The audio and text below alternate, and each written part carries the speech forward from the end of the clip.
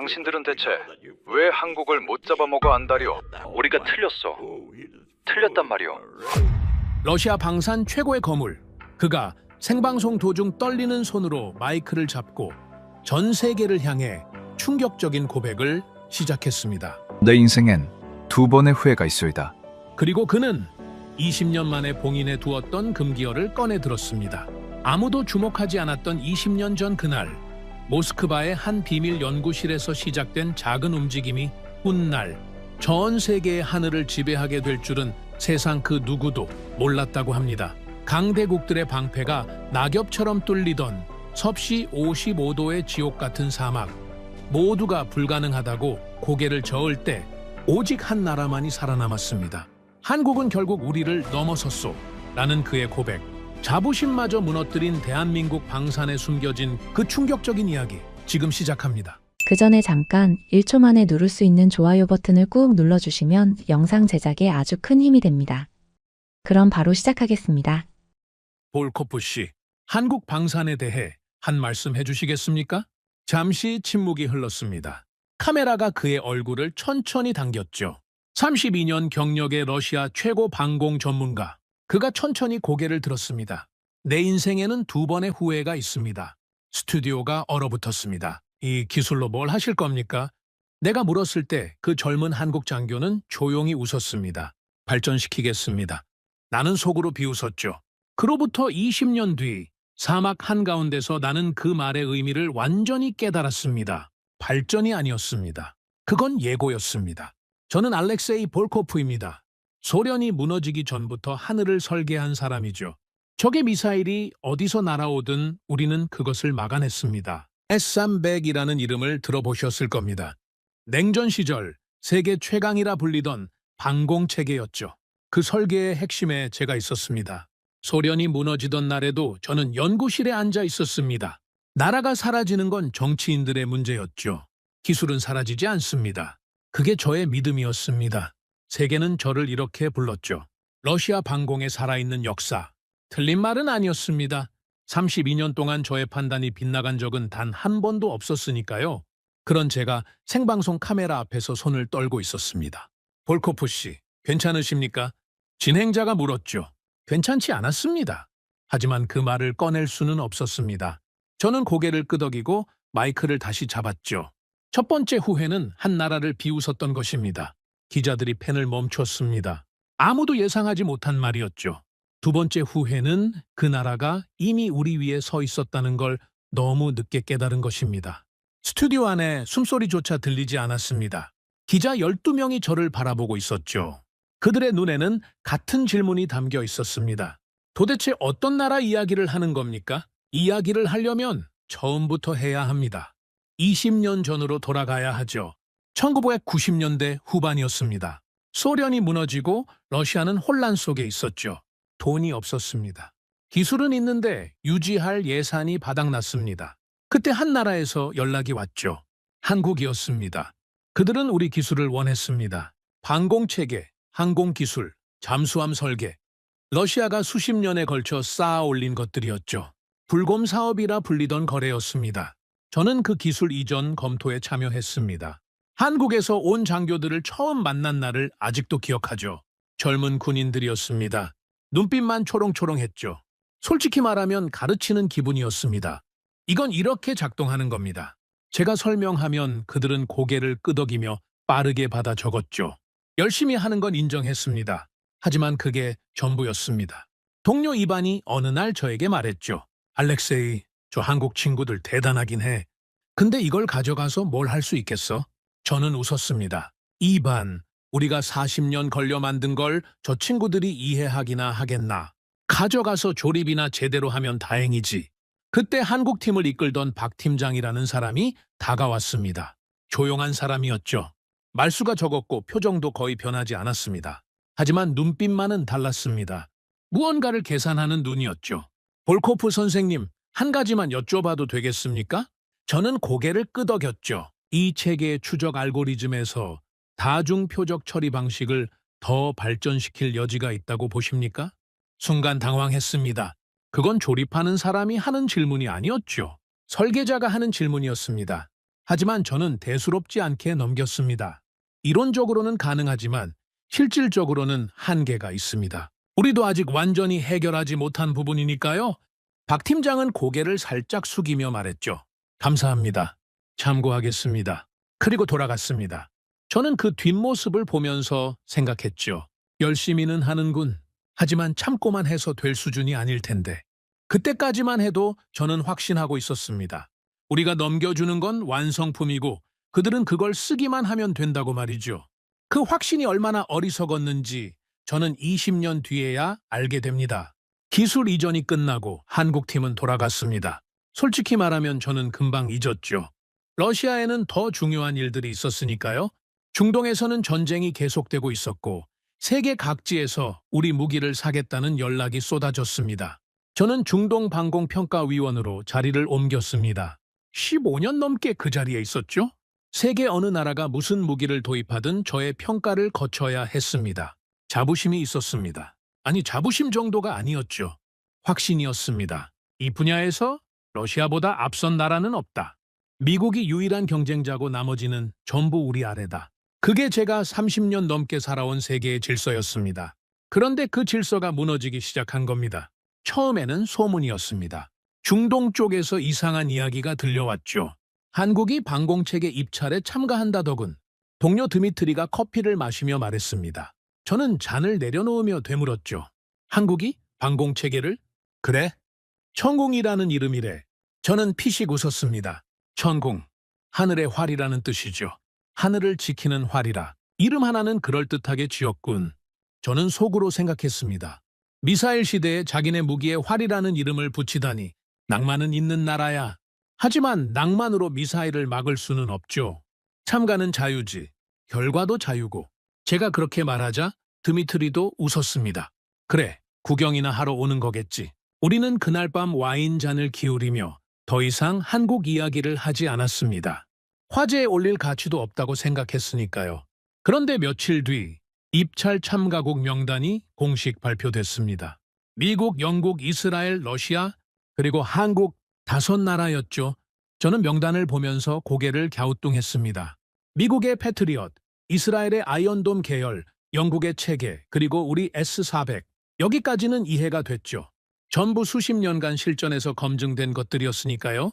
하지만 한국이 이 자리에 있다는 건 솔직히 당혹스러웠습니다. 이건 강자들만의 자리인데 저는 혼잣말을 했죠. 하지만 당시에는 그냥 그러려니 했습니다. 참가하는 것과 경쟁하는 건 다른 문제니까요. 제가 중동에 도착한 건 한여름이었습니다. 비행기 문이 열리는 순간 숨이 막혔죠. 섭씨 52도.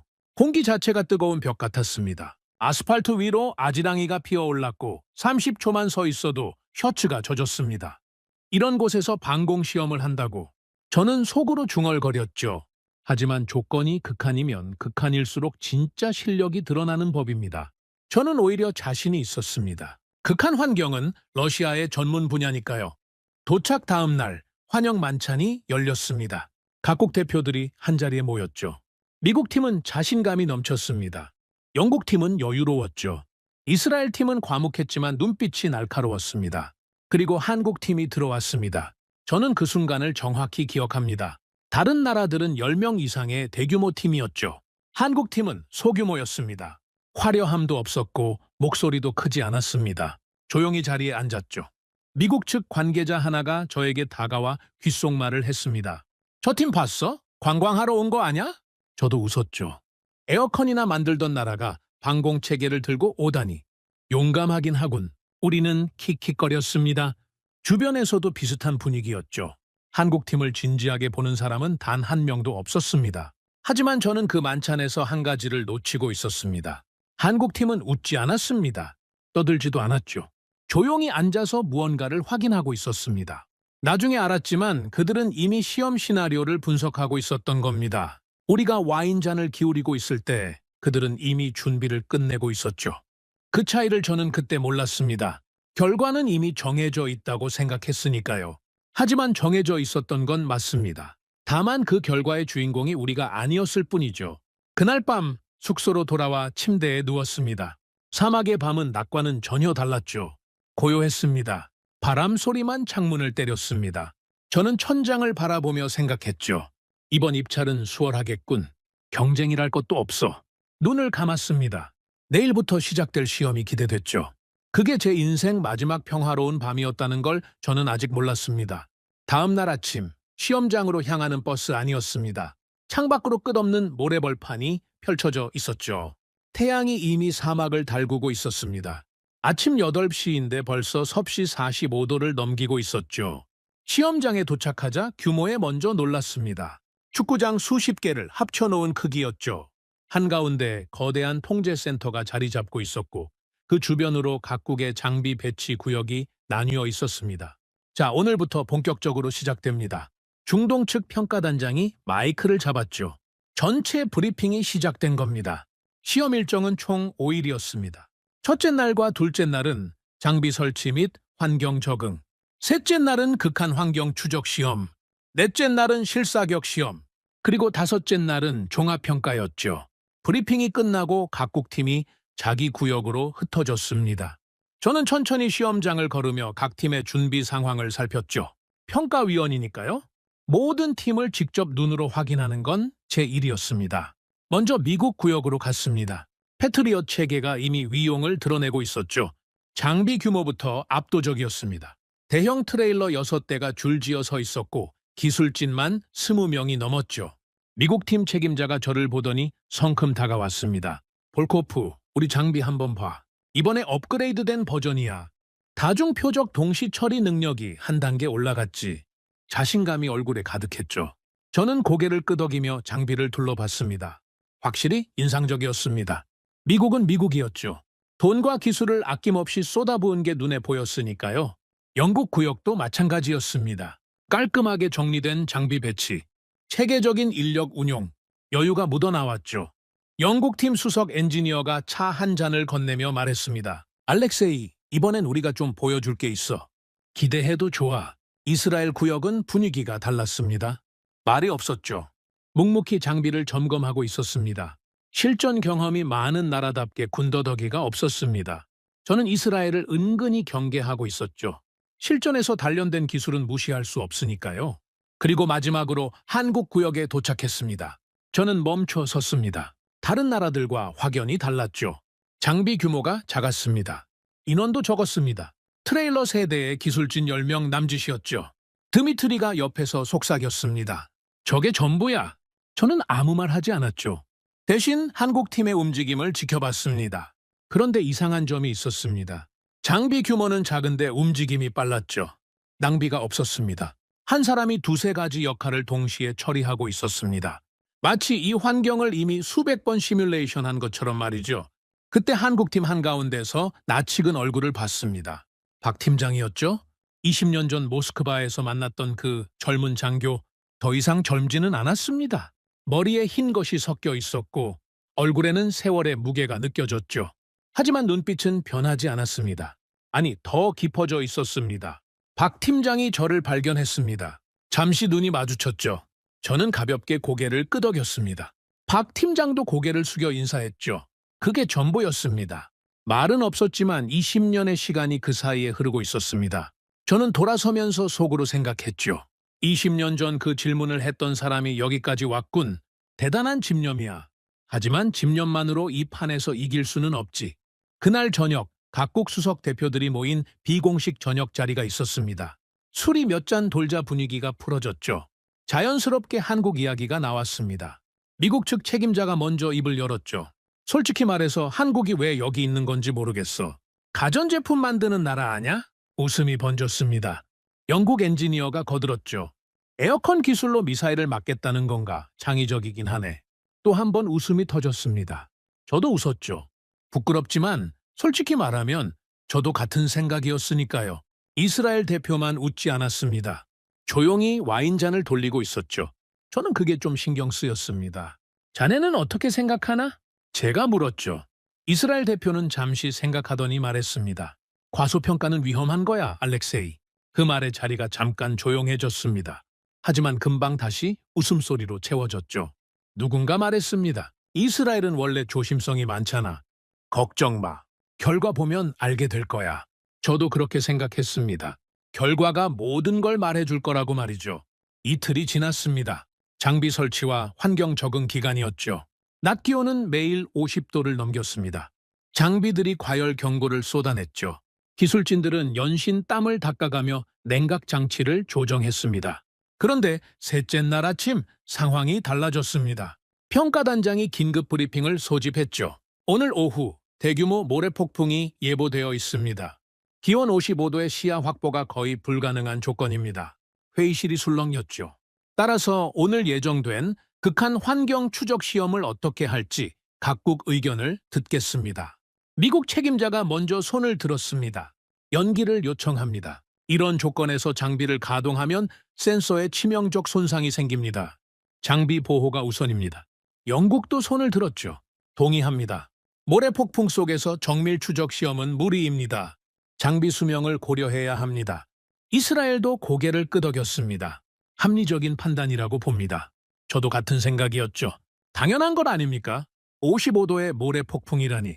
정밀 장비를 그 속에 넣는 건 자살 행위나 다름없습니다. 우리 S400도 그런 조건에서는 보호 모드로 전환하는 게 정상이었죠. 그때였습니다. 계속하겠습니다. 조용한 목소리 하나가 회의실을 관통했죠. 모든 시선이 한쪽으로 쏠렸습니다. 한국팀 대표였습니다. 모래폭풍 조건에서 시험을 진행하겠습니다. 회의실이 얼어붙었죠. 미국 책임자가 얼굴을 찡그리며 말했습니다. 정말입니까? 장비 손상 감수하겠다는 겁니까? 시험 조건이 극한이면 극한일수록 실전에 가깝습니다. 실전에서는 날씨를 고를 수 없으니까요. 담담한 목소리였습니다. 떨림도 없었고 허세도 없었죠. 사실을 말하는 사람의 어조였습니다. 회의실 안에 묘한 공기가 흘렀습니다. 아무도 말하지 않았죠. 저는 한국팀 대표의 얼굴을 바라봤습니다. 옆에 박 팀장이 서 있었죠. 여전히 무표정이었습니다. 하지만 눈빛에는 확신이 담겨 있었습니다. 미국 책임자가 코웃음을 쳤죠. 용기는 인정하지만 무모함과 용기는 다릅니다. 영국 엔지니어도 고개를 저었습니다. 장비 날리고 싶으면 그렇게 하시죠. 저도 솔직히 같은 생각이었습니다. 무모하다고 말이죠. 55도 모래 폭풍 속에서 정밀 추적 시험을 강행하겠다니. 장비가 버틸 리 없었습니다. 우리 기술로도 불가능한 조건이었으니까요. 오후가 됐습니다. 하늘이 변하기 시작했죠. 서쪽에서 거대한 모래벽이 밀려오고 있었습니다. 마치 살아있는 괴물 같았죠. 소리부터 달랐습니다. 낮은 울림이 땅을 타고 전해져 왔습니다. 모래폭풍이 시험장을 덮쳤습니다. 앞이 보이지 않았죠. 모래가 피부를 때렸습니다. 숨을 쉬기도 힘들었습니다. 강대국 팀들은 이미 장비를 덮개로 씌우고 통제실 안으로 대피한 상태였죠. 저도 통제실 안에서 모니터를 보고 있었습니다. 시험장 카메라가 모래먼지 속에서 간신히 영상을 잡아내고 있었죠. 그 화면 속에서 한국팀이 움직이고 있었습니다. 모래폭풍 한가운데서 말입니다. 기술진들이 장비를 조정하고 있었죠. 고글을 쓰고 얼굴을 천으로 감싼 채였습니다. 모래가 옷 사이로 파고드는 게 화면으로도 보였죠. 피부가 벌겋게 달아올라 있었습니다. 드미트리가 중얼거렸습니다. 미쳤군. 저도 같은 생각이었죠. 하지만 동시에 뭔가 불편한 감정이 올라왔습니다. 저건 단순한 무모함이 아니었습니다. 저 사람들은 뭔가를 믿고 있었죠. 자기네 장비가 버틸 수 있다는 걸 알고 있는 것처럼 보였습니다. 그때 화면 속에서 박 팀장의 모습이 잡혔습니다. 모래폭풍 한가운데 서 있었죠. 장갑을 벗고 맨손으로 장비 패널을 만지고 있었습니다. 손가락에서 피가 보였죠. 모래에 긁힌 것 같았습니다. 하지만 멈추지 않았습니다. 순간 20년 전 기억이 떠올랐습니다. 모스크바 연구실에서 노트에 빼곡히 적어가던 한국 장교들. 쉬는 시간에도 질문을 멈추지 않던 그 집요함. 새벽까지 불이 꺼지지 않던 그들의 숙소. 그때도 저렇게 했었죠. 가슴 한쪽이 묘하게 불편해졌습니다. 왜인지 모르겠지만 옛날에 비웃었던 장면이 지금은 다르게 보였죠. 저건 무모함이 아니라 각오였습니다. 하지만 저는 그 생각을 빠르게 지워버렸죠. 각오가 대단해봤자 결과가 안 나오면 소용없으니까요. 모래폭풍 속에서 추적 시험을 하면 데이터가 엉망이 될 게 뻔했습니다. 아무리 열심히 해봤자 물리 법칙을 이길 수는 없죠. 그렇게 생각했습니다. 시험은 3시간 동안 진행됐습니다. 모래폭풍이 잦아들 기미가 없었죠. 통제실 안에서 각국 대표들은 한국팀 화면을 보며 고개를 저었습니다. 저러다 장비 다 망가뜨리겠어. 내일 실사격은 어쩌려고 저러는 거지? 자업자득이지 뭐. 저도 고개를 끄덕였습니다. 안타깝지만 현실은 현실이니까요. 그런데 시험이 끝나고 데이터가 올라오기 시작했습니다. 통제실 전광판에 숫자가 하나씩 표시됐죠. 먼저 한국 체계의 추적 정확도가 떴습니다. 99.7%. 저는 눈을 의심했습니다. 뭐라고? 드미트리가 의자에서 벌떡 일어났죠. 이게 말이 됩니까? 통제실이 술렁였습니다. 55도, 모래폭풍, 시야 확보 불가능한 조건에서 추적 정확도 99.7%라니 우리 S400도 정상 조건에서 그 수치를 안정적으로 내기 어렵습니다. 저는 모니터를 다시 봤죠. 숫자는 변하지 않았습니다. 과열 경고도 없었습니다. 센서 오류도 없었죠. 시스템 지연도 제로였습니다. 모든 수치가 정상이었습니다. 아니, 정상이 아니었죠. 비정상적으로 완벽했습니다. 오류 아닙니까? 데이터 다시 확인해봐야 하지 않습니까?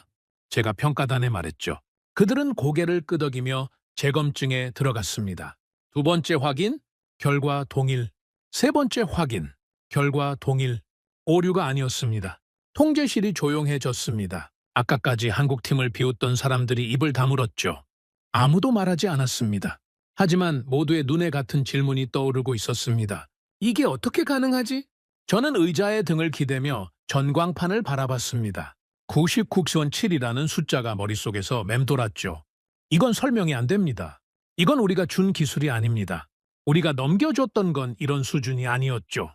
완전히 다른 체계였습니다. 그때 창밖을 봤습니다. 모래폭풍이 서서히 걷히고 있었죠. 그 너머로 한국팀이 장비를 정리하는 모습이 보였습니다. 여전히 조용했습니다. 환호도 없었고 자축도 없었죠. 마치 당연한 결과라는 듯이 묵묵히 다음 준비를 하고 있었습니다. 그 모습이 저를 더 불편하게 만들었습니다. 숫자가 나를 부정하고 있었습니다. 32년간 쌓아온 저의 판단 체계가 처음으로 흔들리고 있었죠. 하지만 인정할 수는 없었습니다. 아직은 말이죠. 내일이 있으니까, 실사격 시험이 남아있으니까 추적은 추적일 뿐이다. 실제로 미사일을 맞추는 건 완전히 다른 문제다.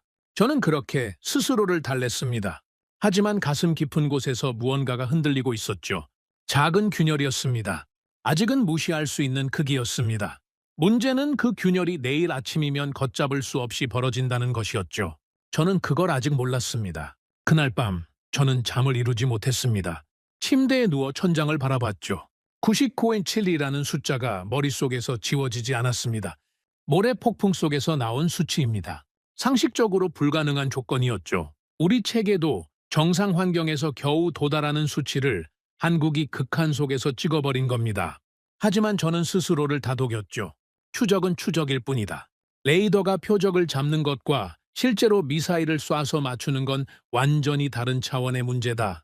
눈으로 사슴을 발견하는 것과 총으로 맞추는 건 다르지 않은가. 그래, 내일이면 진짜 실력이 드러난다. 실사격에서는 결국 경험이 이긴다.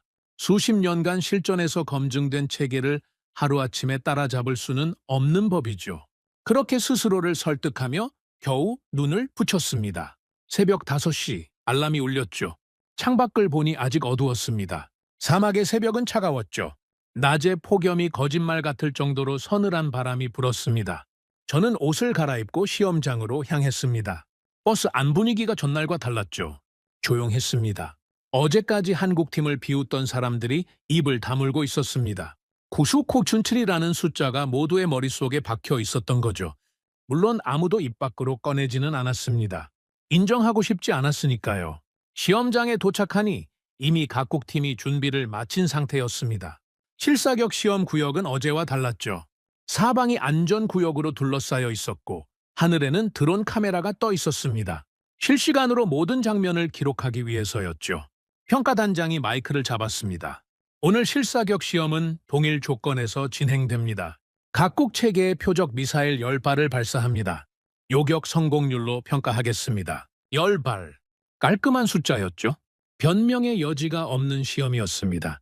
맞추면 맞추는 거고 못 맞추면 못 맞추는 거였죠. 시험 순서는 추첨으로 결정합니다. 결과가 발표됐죠. 미국이 첫 번째, 영국 두 번째, 이스라엘 세 번째, 러시아 네 번째, 한국이 마지막이었습니다. 마지막이라. 저는 속으로 생각했죠. 오히려 불리한 순서입니다. 앞선 나라들의 결과를 보고 심리적 압박을 받을 수밖에 없으니까요. 물론 한국이 압박을 받든 말든 결과는 뻔하다고 생각했지만 말입니다. 미국이 먼저 나섰습니다. 발사 신호가 떨어졌죠. 표적 미사일 10발이 하늘로 솟아올랐습니다. 패트리엇 체계가 가동됐죠. 요격 미사일이 연달아 발사됐습니다. 하늘에서 섬광이 터졌습니다. 한 발, 두 발, 세 발. 연이어 요격에 성공했죠. 통제실 안에서 미국 팀이 고개를 끄덕였습니다. 하지만 6번째 표적부터 상황이 달라졌죠. 요격 미사일이 빗나갔습니다. 7번째도 실패. 결국 미국의 최종 결과는 10발 중 8발 요격 80%였습니다. 나쁘지 않은 수치였죠. 미국 팀도 크게 실망하는 기색은 아니었습니다. 80%면 충분히 경쟁력 있는 숫자니까요. 영국이 두 번째로 나섰습니다. 결과는 10발 중 7발, 70%였죠. 영국팀 엔지니어의 얼굴이 굳어졌습니다. 기대에 못 미치는 결과였으니까요. 이스라엘은 10발 중 8발, 80%였습니다. 미국과 동률이었죠. 이스라엘 대표는 표정 변화가 없었습니다. 만족도 불만도 아닌 얼굴이었죠. 이제 러시아 차례였습니다. 저는 통제실에서 우리 팀을 지켜봤죠. 심장이 빠르게 뛰었습니다. S-400이 가동됐죠. 첫 발부터 정확했습니다. 두 번째도 성공, 세 번째도 5발 연속 성공까지 갔을 때 저는 주먹을 쥐었죠. 하지만 6번째에서 빗나갔습니다. 7번째도 아슬아슬하게 성공, 8번째는 실패. 최종 결과 10발 중 8발, 80%였죠. 미국, 이스라엘과 동률이었습니다. 저는 24쉬었죠. 최고는 아니었지만 최악도 아니었습니다. 80%면 합격선은 넘긴 겁니다. 통제실 안 분위기는 묘했습니다. 미국, 이스라엘, 러시아 모두 80%로 나란히 선 상황이었죠. 세 강대국이 동률이라니 누가 이기든 큰 차이가 없는 구도였습니다. 마지막 한국 시험 시작합니다. 평가단장의 목소리에 통제실이 조용해졌죠. 솔직히 말하면 긴장감은 없었습니다. 기대감도 없었죠. 어제 추적 시험에서 놀라운 수치를 보여주긴 했지만 실사격은 차원이 다른 문제니까요. 저는 의자의 등을 기대고 모니터를 바라봤습니다. 화면 속에 한국팀의 천공체계가 보였죠. 다른 나라 장비에 비하면 확실히 작았습니다. 소박하다는 표현이 맞을 정도였죠. 발사 신호가 떨어졌습니다. 표적 미사일 10발이 하늘로 솟구쳤죠. 천공체계가 가동됐습니다. 첫 번째 요격, 성공. 담담하게 지켜봤죠. 둘, 셋, 넷, 다섯 성공. 통제실이 조용해지기 시작했습니다. 6, 7, 8, 9. 미국 책임자가 모니터 쪽으로 몸을 기울였죠. 드미트리가 속삭였습니다. 설마. 저는 의자에서 일어났습니다. 통제실 전체가 숨을 멈췄죠. 모든 눈이 전광판을 향하고 있었습니다. 마지막 한 발. 10번째 표적이 하늘을 가르고 있었습니다. 심장이 멈추는 것 같았죠. 요격 미사일이 솟아올랐습니다. 궤적이 표적을 향해 꺾였죠. 하늘에서 섬광이 터졌습니다. 10번째, 성공. 전광판에 숫자가 떴습니다. 10, 100%. 통제실이 얼어붙었습니다. 아무도 말하지 않았죠. 숨소리조차 들리지 않았습니다. 전광판의 숫자만이 차가운 빛을 내뿜고 있었습니다. 100%라는 숫자는 이 세계에서 존재하지 않는 숫자입니다. 시험이 아니라 실사격에서 10발을 전부 맞춘다는 건 이론적으로 가능하지만 현실에서는 일어나지 않는 일이죠. 바람, 온도, 습도, 표적의 미세한 궤도 변화, 변수가 너무 많습니다. 그래서 80%면 훌륭한 거고 90%면 경이로운 겁니다. 그런데 100%라니. 미국 책임자가 중얼거렸죠. 오류하냐? 시스템 오류 확인해봐. 평가단이 데이터를 재확인했습니다. 오류가 아니었죠. 10발 모두 정확히 요격. 단 한 발의 이탈도 없었습니다. 영국 엔지니어가 의자의 등을 부딪히며 말했죠. 이건 말도 안 돼? 이스라엘 대표만 조용히 고개를 끄덕이고 있었습니다. 마치 예상했다는 듯이 말이죠. 저는 전광판을 바라보고 있었습니다. 100이라는 숫자가 눈에 박혀서 떨어지지 않았죠. 다리에 힘이 풀리는 걸 느꼈습니다. 천천히 의자에 다시 앉았죠. 이건 시험이 아니었습니다. 선언이었죠. 우리는 여기 있다. 우리는 이 정도 수준이다. 그렇게 말하고 있었습니다. 그런데 저를 진짜 무너뜨린 건 숫자가 아니었습니다. 창밖을 봤죠. 한국팀이 보였습니다. 10발 전부 요격이라는 전무후무한 결과를 낸 직후였습니다. 환호가 터질만 했죠.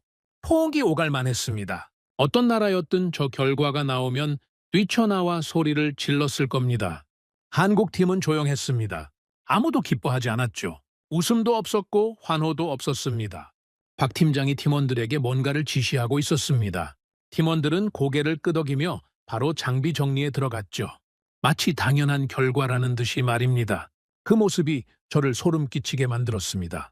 당연하다고? 100%가 당연하다고? 세계 어떤 나라도 해내지 못한 결과를 저 사람들은 당연하게 받아들이고 있었습니다. 기뻐하지 않는 건 자만이 아니었죠. 이미 수백 번, 수천 번 해봤기 때문이었습니다. 자기들이 어떤 결과를 낼지 이미 알고 있었던 겁니다. 저는 그제야 깨달았죠. 어제 모래 폭풍 속에서 시험을 강행했던 이유를 말입니다. 무모함이 아니었습니다. 자기네 체계가 어떤 조건에서도 버틴다는 걸 이미 알고 있었던 겁니다. 확신이 있었기에 강행한 거였죠. 그렇다면 우리는 뭘 한 겁니까? 에어컨에 장비를 숨기고 안전을 선택한 우리는 도대체 뭘 한 겁니까? 드미트리가 옆에서 조용히 말했습니다. 알렉세이, 이건 우리가 넘겨준 기술이 아니야. 알고 있었습니다. 저도 이미 느끼고 있었죠. 이건 우리가 만든 체계가 아니었습니다. 완전히 다른 것이었죠. 하지만 저는 아직 인정하고 싶지 않았습니다. 마지막 희망이 하나 남아 있었으니까요. 실전은 다르다. 시험은 시험일 뿐이다. 통제된 환경에서 10발 맞추는 것과 진짜 전투에서 쏟아지는 미사일을 막는 건 하늘과 땅 차이다. 실전에서는 결국 경험 있는 체계가 이긴다. 저는 그 믿음에 매달렸습니다. 그게 제 자존심을 지켜줄 마지막 벽이었으니까요. 그런데 그 벽이 무너지는 데는 차에 하루도 걸리지 않았습니다. 그날 밤이었죠. 모든 게 바뀐 건 말입니다. 자정이 넘은 시각이었습니다. 저는 숙소에서 보고서를 정리하고 있었죠. 낮에 있었던 실사격 시험 결과를 분석하는 중이었습니다. 100%라는 숫자를 어떻게 설명해야 할지 머리를 싸매고 있었죠. 아무리 돌려봐도 합리적인 해석이 나오지 않았습니다. 그때 경보음이 울렸습니다. 처음에는 시험 관련 알림인 줄 알았죠. 하지만 소리가 달랐습니다. 날카롭고 연속적이었습니다. 건물 전체가 진동했죠. 전화기가 울렸습니다. 볼코프, 벙커로 오십시오. 지금 당장 평가단장의 목소리였죠. 떨리고 있었습니다. 저는 보고서를 내려놓고 뛰었습니다. 복도에서 사람들이 쏟아져 나왔죠. 각국 대표들, 기술진들, 군 관계자들 모두 같은 방향으로 달리고 있었습니다. 지하 벙커였죠. 누군가 소리쳤습니다. 미사일입니다. 대규모 공격이 감지됐습니다. 심장이 얼어붙었죠. 시험이 아니었습니다. 진짜였습니다. 벙커에 도착하자 이미 난리가 나 있었습니다. 수십 개의 모니터가 벽면을 가득 채우고 있었죠. 스크린마다 붉은 점들이 떠 있었습니다. 하나, 둘이 아니었습니다. 수십 개였죠. 현재 탐지된 위협체 총 60발, 탄도미사일, 순항미사일, 드론 혼합 공격입니다. 군 지휘관의 보고의 벙커, 아니 술렁이었습니다. 60발이라니. 이건 단순 도발이 아니었죠. 대규모 기습이었습니다. 저는 스크린을 바라봤습니다. 붉은 점들이 일정한 간격으로 이쪽을 향해 움직이고 있었죠. 탄도미사일이 가장 빨랐습니다. 뒤이어 순항미사일, 그리고 저고도에서 접근하는 드론 편대. 세 겹으로 짜인 공격 대형이었습니다. 이건 아무나 설계한 공격이 아닙니다. 저는 직감적으로 알았죠. 방공체계의 약점을 정확히 노린 구성이었습니다. 고고도, 중고도, 저고도를 동시에 공격해서 방어체계를 과부하시키는 전술이었죠. 착탄 예상시간? 누군가 물었습니다. 최초 착탄까지 약 12분입니다. 12분? 겨우 12분이었죠. 수백만 시민이 사는 수도가 그 너머에 있었습니다. 평가단장이 소리쳤습니다. 모든 방공체계 가동하십시오. 시험구역에 배치된 장비를 즉시 실전 전환합니다. 그 순간 저는 깨달았죠. 시험을 위해 각국이 배치한 방공체계가 지금 이 지역의 유일한 방어선이었습니다. 시험장이 실전의 최전방이 된 겁니다. 미국 책임자가 마이크를 잡았죠. 패트리엇 체계 실전 모드 전환 완료. 가동합니다. 영국도 뒤따랐습니다. 체계 가동합니다. 이스라엘도 즉시 대응했죠. 준비 완료. 그리고 러시아, 우리 S-400도 가동에 들어갔습니다. 스크린 위에 파란 점들이 나타났죠. 요격 체계가 표적을 추적하기 시작한 겁니다. 붉은 점과 파란 점이 뒤엉키기 시작했습니다. 저는 주먹을 꽉 쥐었죠. 이건 시험이 아닙니다. 진짜 전투입니다. 실패하면 사람이 죽습니다. 미국 패트리엇이 먼저 요격을 시작했습니다. 첫 번째 탄도미사일. 요격 성공. 벙커 안에서 작은 안도의 숨소리가 새어나왔죠. 두 번째, 성공. 세 번째, 성공. 저는 고개를 끄덕였습니다. 역시 실전은 다르다. 경험 있는 체계가 버텨주고 있었죠. 이스라엘도 순항 미사일 요격에 성공하고 있었습니다. 우리 S-400도 고고도 표적을 하나씩 처리하고 있었죠. 처음 세 분이었습니다. 모든 게 완벽해 보였죠. 그런데 네 번째 분부터 상황이 달라지기 시작했습니다. 패트리엇 세 번째 포대, 과열 경고. 미국 측에서 보고가 올라왔죠. 순항 미사일 두 발 추적 실패. 궤도 이탈합니다. 영국 체계에서도 문제가 터졌습니다. 적어도 드론 편대 탐지 불가. 레이더에 안 잡힙니다. 목소리들이 점점 다급해졌죠. 저는 스크린을 바라봤습니다. 처음에 질서정연하던 파란 점들이 흐트러지기 시작했습니다. 반면 붉은 점들은 여전히 일정하게 밀려오고 있었죠. S-400 다중 표적 처리 한계 도달, 동시 추적 가능수를 초과했습니다. 우리 쪽에서도 보고가 올라왔습니다. 저는 이를 악물었죠. 60발의 혼합 공격, 탄도, 순항, 드론이 동시에 쏟아지면 어떤 체계든 한계에 부딪힙니다. 하나를 막으면 다른 하나가 빠져나가는 구조였죠. 착탄까지 7분. 시간이 흐를수록 상황은 악화됐습니다. 요격 성공률이 떨어지기 시작했죠. 패트리엇 4발 돌파 확인. 영국 체계 6발 돌파. 이스라엘 3발 돌파. 400 5발 돌파. 돌파. 그 단어가 벙커 안을 채웠습니다. 돌파라는 건 요격에 실패했다는 뜻이죠. 막지 못한 미사일이 그대로 수도를 향해 날아가고 있다는 겁니다.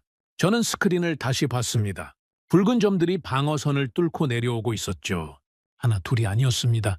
현재 돌파 미사일 총 24발, 24발, 24발이 방어선을 뚫었습니다.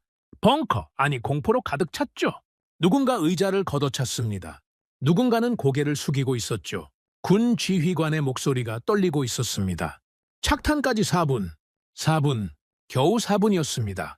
4발의 미사일이 수백만 시민의 머리 위로 떨어지기까지 남은 시간이었죠. 저는 다리에 힘이 풀리는 걸 느꼈습니다. 이건 시험이 아닙니다. 사람이 죽는 겁니다. 수백만 명이 위험에 처해 있었죠. 그리고 우리는 막지 못하고 있었습니다. 미국 책임자가 소리쳤습니다. 자녀 요격 미사일은 패트리엇 잔량 소진, 재장전 불가. 영국도 마찬가지였죠. 자녀 요격탄 없습니다. 우리 S-400도 한계였습니다. 이미 가용한 요격탄을 전부 소진한 상태였죠. 끝났다. 저는 그렇게 생각했습니다. 막을 수 없다. 24발이 그대로 떨어진다. 미국 책임자가 의자에 주저앉았죠. 영국 엔지니어는 고개를 감싸 쥐고 있었습니다. 벙커 안에 절망이 내려앉고 있었죠. 그때였습니다. 스크린 한쪽에서 새로운 파란 점들이 나타났습니다. 이건 뭐지? 드미트리가 소리쳤죠. 저도 봤습니다.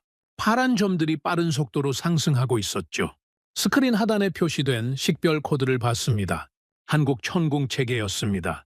천공 체계 자동 가동 확인. 군 지휘관이 보고했죠. 전 표적 동시 추적 중. 위협 우선순위 자동 계산 완료. 저는 스크린에서 눈을 떼지 못했습니다. 천공 체계가 24발의 돌파 미사일을 전부 추적하고 있었죠. 동시에 말입니다. 동시에 24개의 표적을 추적하면서 위협 우선순위까지 자동으로 계산하고 있었습니다. 이건 말이 안 됩니다. 저는 중얼거렸죠. 우리 S-400도 동시 추적 한계가 있었습니다. 미국 패트리엇도 마찬가지였죠. 그런데 천공은 24개를 한꺼번에 잡고 있었습니다. 착탄까지 3분. 요격 미사일이 발사됐습니다. 하나가 아니었죠. 동시에 여러 발이 솟아올랐습니다. 스크린 위로 파란 궤적이 그려졌죠. 마치 부채살처럼 퍼져나갔습니다. 첫 번째 돌파 미사일, 요격 성공. 두 번째, 성공. 세 번째, 성공. 벙커 안이 조용해졌습니다. 모든 눈이 스크린을 향하고 있었죠. 네 번째, 성공. 다섯 번째, 성공. 여섯 번째, 성공. 붉은 점들이 하나씩 사라지고 있었습니다. 파란 궤적이 정확하게 붉은 점을 관통할 때마다 화면에서 점이 소멸했죠. 10번째, 성공. 15번째, 성공. 20번째, 성공. 저는 숨을 쉬지 못하고 있었습니다. 옆에 있던 드미트리도 입을 벌린 채 스크린을 바라보고 있었죠. 미국 책임자가 주저앉았던 의자에서 천천히 일어나고 있었습니다. 21번째, 성공. 22번째, 성공. 23번째, 성공. 마지막 한 발이 남았습니다. 붉은 점 하나가 수도를 향해 내려오고 있었죠. 착탄까지 30초도 남지 않은 상황이었습니다. 파란 궤적 하나가 솟아올랐습니다. 붉은 점을 향해 일직선으로 돌진했죠. 벙커 안 모든 사람이 숨을 멈췄습니다. 섬광이 터졌습니다. 24번째, 성공. 스크린에서 마지막 붉은 점이 사라졌습니다. 60발의 미사일 중 강대국 체계가 36발을 막았고 돌파한 24발을 천공이 전부 처리한 겁니다. 단 한 발도 빠뜨리지 않았죠. 벙커 안이 정적에 휩싸였습니다. 아무도 말하지 못했죠. 환호도 없었습니다. 박수도 없었습니다. 그저 침묵뿐이었습니다. 방금 일어난 일이 무엇인지 머리로는 이해하는데 가슴이 따라가지 못하는 그런 침묵이었죠. 저는 스크린을 바라보고 있었습니다. 두 손이 떨리고 있었죠. 다리에 힘이 없었습니다. 의자에 앉으려 했지만 몸이 말을 듣지 않았습니다. 그건 방어가 아니었습니다. 지배였죠. 우리는 미사일에 대응하고 있었고 천궁은 미사일을 통제하고 있었습니다. 같은 하늘을 보고 있었는데 차원이 달랐던 겁니다. 그 순간 20년 전이 떠올랐습니다. 모스크바 연구실에서 노트를 빼곡히 적어가던 한국 장교들. 박 팀장이 했던 질문, 다중 표적 처리 방식을 발전시킬 여지가 있느냐고 물었던 그 질문이었죠. 저는 그때 뭐라고 했습니까? 이론적으로는 가능하지만 실질적으로는 한계가 있다고 했죠. 우리도 해결하지 못한 문제라고 했습니다. 그들은 해결했습니다. 우리가 한계라고 말한 그 문제를 풀어버린 겁니다. 그리고 한 가지 더 떠올랐죠. 기술 이전이 끝나던 날 박 팀장에게 물었던 말이었습니다. 이 기술로 뭘 하실 겁니까? 발전시키겠습니다. 발전. 그때 저는 비웃었죠. 우리가 40년 걸려 만든 걸 발전시키겠다고? 조립이나 제대로 하면 다행이지. 그런데 그들은 정말 발전시켰습니다. 발전 정도가 아니었죠. 완전히 새로운 것을 만들어낸 겁니다. 우리가 넘겨준 건 시작점이었을 뿐이었습니다. 저는 벙커 한 구석에 서서 스크린을 바라봤습니다. 화면 속에 한국팀이 보였죠. 여전히 조용했습니다. 스루 4발을 전부 막아낸 직후인데도 환호가 없었습니다. 박 팀장이 팀원들에게 무언가를 지시하고 있었죠. 침착했습니다. 마치 훈련을 한 번 더 끝낸 것처럼 말입니다. 그 모습을 보는 순간 가슴 한가운데가 무너져 내리는 걸 느꼈습니다. 자존심이 아니었죠. 그보다 더 깊은 곳이었습니다. 30년 넘게 쌓아온 저의 세계 자체가 무너지고 있었습니다. 우리가 졌습니다. 저는 속으로 말했죠. 시험에서 진 게 아닙니다. 시대에서 진 겁니다. 벙커 안에는 아직 경보등 불빛이 돌아가고 있었습니다. 전투는 끝났죠. 하지만 아무도 움직이지 못했습니다. 스크린에는 위협체 제로라는 표시가 떠 있었죠. 60발의 미사일이 전부 처리된 겁니다. 단 한 발도 수도에 도달하지 못했습니다. 피해 제로, 완벽한 방어였죠. 하지만 그 완벽한 방어를 해낸 건 우리가 아니었습니다. 벙커 안 공기가 무거웠습니다. 아까까지 소리치고 보고하던 사람들이 전부 입을 다물고 있었죠. 경보음이 꺼지자 정적이 밀려왔습니다. 그 정적이 오히려 더 무서웠습니다. 미국 책임자가 먼저 움직였습니다. 전화기를 꺼내들더니 벙커 밖으로 나갔죠. 본국에 보고하려는 것 같았습니다. 문이 닫히기 전에 그의 목소리가 들렸습니다. 본부 상황 종료. 우리 체계는 60발 중 36발 요격에 그쳤습니다. 돌파된 24발은 한국 체계가 전부 처리했습니다. 네, 전부입니다. 24발 전부요. 잠시 침묵이 흘렀죠. 전화 너머에서 뭐라고 말하는 것 같았습니다. 미국 책임자의 얼굴이 점점 붉어졌죠. 아닙니다. 오류가 아닙니다. 3번 확인했습니다. 문이 완전히 닫혔습니다. 하지만 저는 그 표정을 봤죠. 수치심이었습니다. 세계 최강이라는 미국이 막지 못한 걸 한국이 막아버린 겁니다. 그것도 완벽하게 말이죠. 영국 엔지니어는 노트북을 접고 있었습니다. 손이 떨리고 있었죠. 옆에 있던 동료에게 소공어렸습니다. 보고서를 어떻게 써? 우리 체계가 놓친 미사일을 한국이 전부 잡았다고 쓰라고? 동료가 대답했죠. 환경 조건을 강조해. 극한 환경에서의 일시적 성능 저하라고 포장하면 돼. 변명을 준비하고 있었습니다. 패배를 인정하는 대신 핑계를 찾고 있었던 거죠. 저는 그 모습을 바라보면서 씁쓸해졌습니다. 하지만 동시에 이해도 됐죠. 인정한다는 건 그만큼 어려운 일이니까요. 이스라엘 대표는 달랐습니다. 조용히 자리에서 일어나더니 메모장에 뭔가를 적기 시작했죠. 저는 슬쩍 봤습니다. 한국 천공 체계 분석이라고 적혀 있었죠. 이스라엘은 변명 대신 분석을 선택한 겁니다. 패배를 인정하고 거기서 배우려는 태도였죠. 그래서 이스라엘이 무서운 나라인 겁니다. 패배 앞에서 도망치지 않으니까요. 저는 벙커 한쪽 벽에 등을 기대고 서 있었습니다. 다리에 힘이 없었죠. 앉고 싶었지만 앉으면 다시 일어나지 못할 것 같았습니다. 어떻게든 서 있어야 했죠. 마지막 자존심이라도 지키고 싶었으니까요. 드미트리가 다가왔습니다. 알렉세이, 괜찮아? 괜찮지 않았습니다. 하지만 그렇게 말할 수는 없었죠. 드미트리, 솔직하게 말해봐. 아까 스크린에서 뭘 봤어? 드미트리는 잠시 입을 다물었다가 천천히 말했죠. 우리가 졌어, 알렉세이. 깔끔하게 졌어. 그 한마디가 가슴에 박혔습니다. 깔끔하게. 그래요. 깔끔한 패배였죠. 변명할 여지가 없는, 숫자가 모든 걸 말해주는 완벽한 패배였습니다. 그런데 한 가지 이해가 안 가는 게 있어. 드미트리가 말을 이었죠. 15레바를 동시에 추적하면서 우선순위까지 자동 계산했다는 거잖아. 그건 우리가 넘겨준 기술로는 불가능해. 우리 체계에 그런 능력은 없었어. 알고 있었습니다. 저도 그 부분이 계속 걸리고 있었죠. 이건 우리 기술의 발전이 아니야, 알렉세이. 완전히 새로운 거야. 처음부터 다시 설계한 거라고. 처음부터 다시 설계했다. 그 말이 머릿속에서 맴돌았습니다. 우리가 넘겨준 건 발판이었을 뿐이고 그들은 그 위에 완전히 새로운 건물을 올린 겁니다. 우리가 생각한 적도 없는 방식으로 말이죠. 한참을 서 있다가 저는 벙커 밖으로 나갔습니다. 새벽 공기가 차가웠죠. 사막의 밤바람이 얼굴을 스쳤습니다. 하늘에는 별이 가득했죠. 몇 시간 전까지 미사일이 날아다니던 그 하늘이었습니다. 시험장 쪽을 바라봤습니다. 멀리서 불빛이 보였죠. 한국 팀이었습니다. 이 시각에도 장비를 점검하고 있었습니다. 전투가 끝난 직후인데 말이죠. 다른 나라 팀들은 벙커 안에서 충격에 빠져 있거나 본국에 변명 보고를 하느라 정신이 없었습니다. 한국 팀만 현장에서 묵묵히 일하고 있었죠. 저는 천천히 그쪽으로 걸어갔습니다. 왜 그랬는지 모르겠습니다. 두 발이 저절로 움직였죠. 가까이 가니 한국 팀의 모습이 보였습니다. 장비 패널을 열고 하나하나 점검하고 있었죠. 발사 데이터를 기록하는 사람, 센서를 청소하는 사람, 다음 가동을 위해 재정비하는 사람, 모두가 자기 할 일을 하고 있었습니다. 박 팀장이 저를 발견했습니다. 잠시 눈이 마주쳤죠. 저는 멈춰 섰습니다. 뭐라고 말해야 할지 몰랐습니다. 축하한다고 해야 하는 건지 아니면 그냥 돌아가야 하는 건지. 박 팀장이 먼저 다가왔습니다. 가볍게 목례를 했죠. 폴코프 선생님, 늦은 시간에 나오셨습니까? 그 목소리가 20년 전과 똑같았습니다. 조용하고 담담했죠. 24발을 전부 막아낸 사람의 목소리라고는 믿기 어려울 정도로 평온했습니다.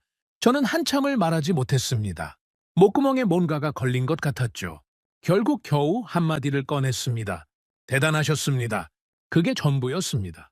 32년 경력의 러시아 최고 방공 전문가가 할 수 있는 말이 고작 그것이었죠. 하지만 그 한마디에 모든 게 담겨 있었습니다. 박 팀장은 조용히 고개를 숙였습니다. 아닙니다. 아직 부족한 점이 많습니다. 부족하다고요? 100% 요격을 해놓고 부족하다고요? 저는 속으로 되물었죠. 하지만 그 말이 허세가 아니라는 걸 알았습니다. 진심이었죠. 이 사람은 정말로 아직 부족하다고 느끼고 있었습니다. 더 나아갈 곳이 있다라고 생각하고 있었던 겁니다. 그 순간 저는 깨달았습니다. 우리와 그들의 차이가 뭔지를 말이죠. 우리는 멈춰 있었습니다. 과거에 만든 것을 지키는데 모든 힘을 쏟고 있었죠. 300을 만들었으니 S400을 만들고 S400을 만들었으니 S500을 만들고 기존의 것 위에 숫자만 바꿔가며 올리고 있었습니다. 근본적인 사고 자체는 40년 전이나 지금이나 달라진 게 없었죠. 하지만 한국은 달랐습니다. 그들은 우리가 준 기술을 출발점으로만 사용했죠. 거기서 완전히 새로운 방향으로 나아갔습니다. 다중 표적 동시 추적, 위협 우선순위, 자동 계산, 극한 환경 대응 능력, 전부 우리 체계에는 없던 개념이었죠. 그들은 우리가 생각하지 못한 질문을 던졌고 우리가 풀지 못한 문제를 풀었습니다. 이건 기술의 차이가 아니었습니다. 사고방식의 차이였죠. 우리는 과거를 지키고 있었고 그들은 미래를 만들고 있었습니다. 저는 한국팀 옆에 한참을 서 있었습니다. 그들이 장비를 정리하는 모습을 지켜봤죠. 군더더기 없는 움직임이었습니다. 빠르면서도 정확했죠. 한 명도 놀고 있지 않았습니다. 전투가 끝난 새벽 3시에 말이죠.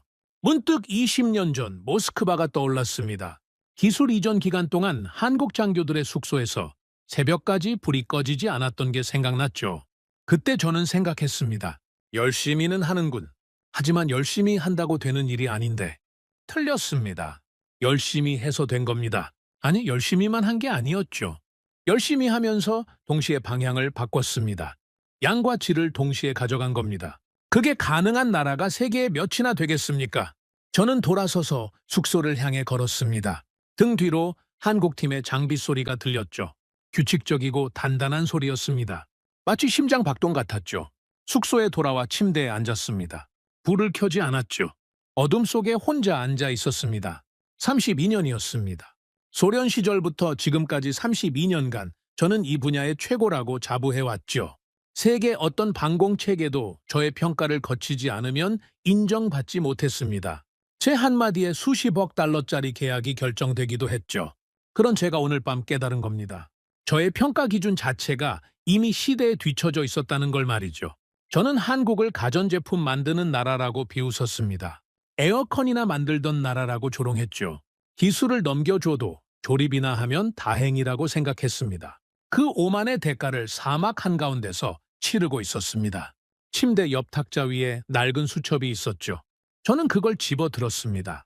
20년 전부터 쓰던 기술 노트였죠. 첫 장에 이렇게 적혀 있었습니다. 우리는 절대 뒤처지지 않는다. 저는 그 문장을 한참 바라봤습니다. 그리고 천천히 수첩을 덮었죠. 창밖으로 사막의 하늘이 보였습니다. 별이 쏟아지고 있었죠. 같은 하늘이었습니다. 몇 시간 전 미사일이 날아다니던 바로 그 하늘이었죠. 그리고 한국의 청웅이 그 하늘을 지켜낸 거였습니다. 하늘의 활, 청웅이라는 이름이 다시 떠올랐습니다. 어제까지만 해도 비웃었던 그 이름이었죠.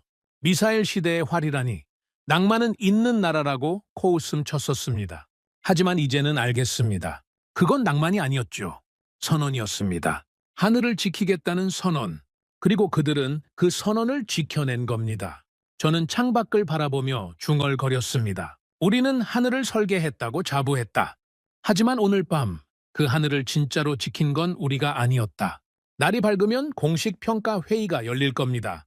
모든 결과가 테이블 위에 올라오겠죠. 그리고 그 자리에서 저는 선택을 해야 합니다. 인정할 것인가, 도망칠 것인가를 말이죠. 미국은 이미 변명을 준비하고 있었습니다. 영국도 마찬가지였죠. 핑계를 대고 결과를 희석시키는 게 그들의 방식이었습니다. 하지만 저는요, 32년간 단 한 번도 틀린 적 없다고 믿었던 사람이 결과를 부정하면 그건 거짓말쟁이가 되는 겁니다. 전문가가 거짓말을 하면 더 이상 전문가가 아니죠. 저는 눈을 감았습니다. 내일이 두려웠죠? 하지만 도망칠 수는 없었습니다. 진실은 이미 숫자로 증명됐으니까요. 날이 밝았습니다. 사막의 아침은 거짓말처럼 고요했죠. 어젯밤 미사일이 쏟아지던 하늘이 맞나 싶을 정도로 맑았습니다. 바람도 없었죠. 마치 아무 일도 없었다는 듯이 태양이 떠올랐습니다. 하지만 시험장 안 분위기는 정반대였습니다. 아침 8시 공식 평가 회의가 소집됐죠. 대형 회의실 안에 각국 대표들이 모였습니다. 테이블 위에는 어젯밤 전투 데이터가 빼곡히 인쇄된 보고서가 놓여 있었죠. 저는 자리에 앉으며 주변을 둘러봤습니다. 분위기가 장례식장 같았죠. 미국 책임자는 눈이 충혈되어 있었습니다. 밤새 본국과 통화한 게 분명했죠. 영국 엔지니어는 커피를 연신 마시고 있었습니다. 손이 떨리고 있었죠. 이스라엘 대표만 평소와 다름없는 표정이었습니다. 한국팀 대표와 박 팀장은 나란히 앉아 있었죠. 조용했습니다. 어젯밤 24발을 전부 막아낸 사람들이라고는 믿기지 않을 만큼 담담한 모습이었습니다. 평가단장이 마이크를 잡았죠. 어젯밤 실전 상황에 대한 종합 분석 결과를 발표하겠습니다. 스크린에 데이터가 떠올랐습니다. 총 위협체 60발, 탄도미사일 20발, 순항미사일 26발, 드론 15기. 혼합 공격이었죠. 먼저 각국 체계별 요격 결과가 나왔습니다. 미국 패트리엇, 배정표적 18발 중 14발 요격, 4발 돌파, 요격률 78%. 영국 체계, 배정표적 12발 중 6발 요격, 6발 돌파, 요격률 50%. 이스라엘 체계, 배정표적 15발 중 12발 요격, 3발 돌파, 요격률 80%. 러시아 S-400, 배정표적 15발 중 4발 요격, 11발 돌파, 요격률 27%. 저는 숫자를 보고 숨이 멎을 뻔했습니다. 27%. 우리 S-400이 겨우 27%밖에 못 막았다는 겁니까? 저는 보고서를 다시 봤죠. 착각이 아니었습니다. 15발 중 11발이 돌파했습니다. 강대국 중 최하위였죠. 어젯밤 벙커에서는 혼란 속에 정확한 수치를 몰랐습니다. 총 24발이 돌파했다는 것만 알았죠. 하지만 이렇게 국가별로 분류된 결과를 보니 현실이 더 잔인했습니다. 우리가 가장 많이 뚫린 겁니다. 회의실이 술렁였죠. 러시아 측 동료가 제 옆에서 작은 소리로 말했습니다. 알렉세이, 이건 환경 때문이야. 사막 조건이 우리 체계에 불리했을 뿐이야. 변명이었죠.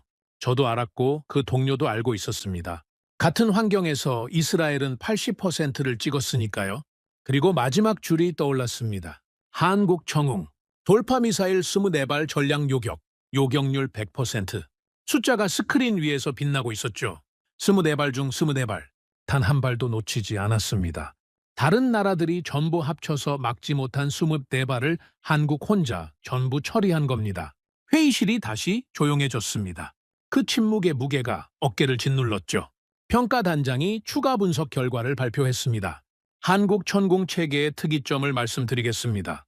첫째, 24개 표적에 대한 동시 추적 및 우선순위 자동 계산이 실시간으로 이루어졌습니다. 둘째, 요격 미사일 발사 간격이 평균 0.8초로 기존 체계 대비 3배 이상 빠릅니다.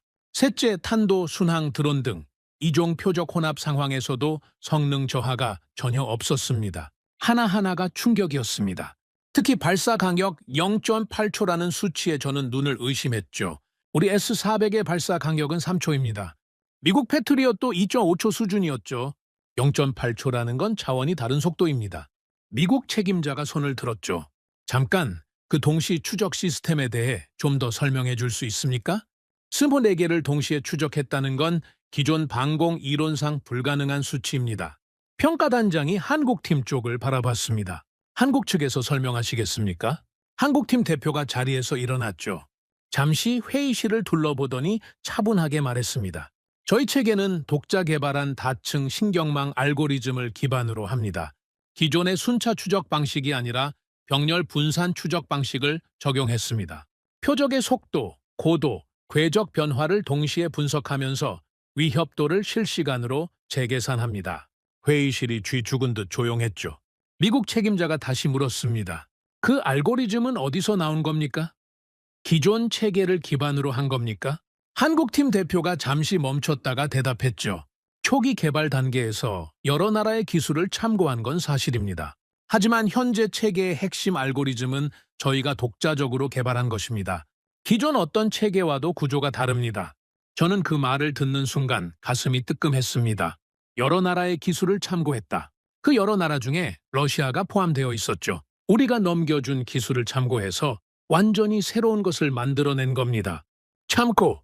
그 단어가 20년 전 박 팀장의 목소리로 되살아났죠. 감사합니다. 참고하겠습니다. 그때 그 한마디가 이런 결과로 돌아온 겁니다. 회의는 계속됐습니다. 각국이 질문을 쏟아냈죠. 기술적 질문, 성능 관련 질문, 비용 질문까지. 한국팀은 하나하나 차분하게 답했습니다. 허세도 없었고 과장도 없었죠. 물어보면 대답하고 물어보지 않은 건 말하지 않았습니다.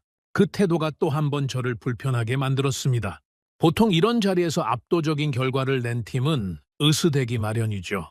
이건 우리가 최고라고 이건 아무도 못 따라온다고 자랑하는 게 인지상정입니다. 한국팀은 그러지 않았죠. 마치 시험을 한 번 더 치른 것처럼 담담했습니다. 결과에 취하지 않았죠. 이미 다음을 보고 있었습니다. 회의가 끝나고 점심시간이 됐습니다. 식당에서 밥을 먹는데 맛을 느낄 수가 없었죠. 입안이 모래를 씹는 것 같았습니다. 옆 테이블에서 미국팀과 영국팀이 이야기하는 게 들렸죠. 이건 정치적으로 풀어야 해. 기술만으로 평가하면 우리한테 답이 없어. 동의해? 동맹관계, 유지 보수 인프라, 장기 파트너십. 이런 걸로 승부해야지. 한국은 실적이 부족해. 실전 배치 경험이 없잖아. 거기를 파고들어야 해. 저는 포크를 내려놓았습니다. 실전 배치 경험이 없다고? 어젯밤이 뭐였습니까? 어젯밤 그게 실전이 아니면 뭐란 말입니까? 60발의 미사일이 날아오고 수백만 시민의 목숨이 걸렸던 그 상황이 실전이 아니라고? 하지만 그들의 논리도 이해는 됐습니다. 결과를 인정하면 수십억 달러짜리 계약이 날아가니까요. 자국 방산 산업이 흔들리니까요. 국가의 자존심이 무너지니까요. 그래서 결과 대신 정치를 선택한 겁니다. 저도 같은 유혹을 느꼈습니다. 러시아 대표로서 결과를 희석시키는 게 현명한 선택일 수 있었죠. 환경 조건이 불리했다. S-400은 원래 사막 환경에 최적화된 체계가 아니다. 이런 식으로 둘러대면 됐습니다. 하지만 그게 사실입니까? 아니었죠. 같은 사막에서 한국은 100%를 찍었습니다. 환경 탓이 아니라 체계의 차이였죠. 오후에 개별 면담 시간이 있었습니다. 평가단이 각국 대표를 따로 만나서 의견을 듣는 자리였죠. 제 차례가 됐을 때 평가단장이 물었습니다. 볼코프 씨, 러시아 측의 공식 견해를 말씀해 주시겠습니까? 저는 잠시 침묵했습니다. 머릿속에서 두 가지 목소리가 싸우고 있었죠. 하나는 변명하라는 목소리였습니다. 환경 탓을 하고 정치적으로 풀라는 목소리였죠. 다른 하나는 인정하라는 목소리였습니다. 숫자는 거짓말하지 않는다는 목소리였죠. 저는 입을 열었습니다. 어젯밤 결과에 대해 할 말이 있습니다. 평가단장이 고개를 끄덕였죠. 한국 천공 체계의 성능은 우리의 예상을 완전히 뛰어넘었습니다. 특히 다중표적 동시 처리 능력과 이종표적 혼합 대응 능력은 현존하는 어떤 체계보다 우수합니다. 말하면서 목소리가 떨렸습니다. 이건 러시아 대표로서 해서는 안 되는 말이었죠. 자국 체계의 패배를 공식적으로 인정하는 발언이었으니까요. 평가단장이 놀란 눈으로 저를 바라봤습니다. 그건 러시아의 공식 입장입니까? 아닙니다. 알렉세이 볼코프 개인의 견해입니다. 저는 그렇게 말했죠. 공식 입장으로 말하면 본국에서 난리가 날 테니까요. 하지만 개인 견해라도 말하지 않으면 저는 더 이상 전문가가 아니게 됩니다. 면담실을 나오자 드미트리가 기다리고 있었죠. 알렉세이, 안에서 뭐라고 했어? 사실을 말했어. 드미트리가 한숨을 쉬었습니다. 모스크바에서 좋아하지 않을 거야. 알고 있었죠. 하지만 상관없었습니다. 숫자를 부정하는 순간 저의 32년이 전부 거짓이 되는 거니까요. 저녁이 됐습니다. 각국 팀들이 하나둘 짐을 싸기 시작했죠. 시험은 사실상 끝난 거나 마찬가지였습니다. 미국 팀이 가장 먼저 떠났습니다. 대형 버스 세대에 장비를 싣고 서둘러 나갔죠. 마치 도망치는 것처럼 빠르게 말입니다. 영국 팀도 뒤따랐습니다. 영국 엔지니어가 떠나면서 저에게 말했죠. 알렉세이, 이건 공정한 시험이 아니었어. 환경이 너무 극단적이었지. 저는 대답하지 않았습니다. 대답할 가치가 없었으니까요. 이스라엘 대표는 떠나기 전에 한국 팀 쪽으로 갔습니다. 박 팀장과 악수를 하는 게 보였죠. 짧은 대화를 나누고 돌아갔습니다. 패배를 인정하고 배울 건 배우겠다는 태도였죠. 역시 이스라엘이었습니다. 그리고 저는 시험장 한가운데 서 있었습니다. 해가 지고 있었죠. 사막의 석양이 하늘을 붉게 물들이고 있었습니다. 멀리서 한국팀이 장비를 정리하는 모습이 보였습니다. 서두르지 않았죠. 묵묵히 하나하나 챙기고 있었습니다. 미국은 도망쳤습니다. 영국은 변명했죠. 이스라엘은 인정했습니다. 그리고 한국은 아무 말도 하지 않았죠. 결과가 전부 말해주고 있었으니까요. 저는 주머니에서 낡은 수첩을 꺼냈습니다. 첫 장에 적혀있던 문장이 보였죠. 우리는 절대 뒤처지지 않는다. 저는 펜을 꺼냈습니다. 그 문장 아래에 한 줄을 더 적었죠. 틀렸다. 그리고 수첩을 덮었습니다. 사막 위로 밤이 내려오고 있었습니다. 별이 하나둘 나타나고 있었죠. 어젯밤 천공이 지켜낸 바로 그 하늘이었습니다. 저는 그 하늘을 올려다보며 한참을 서 있었습니다.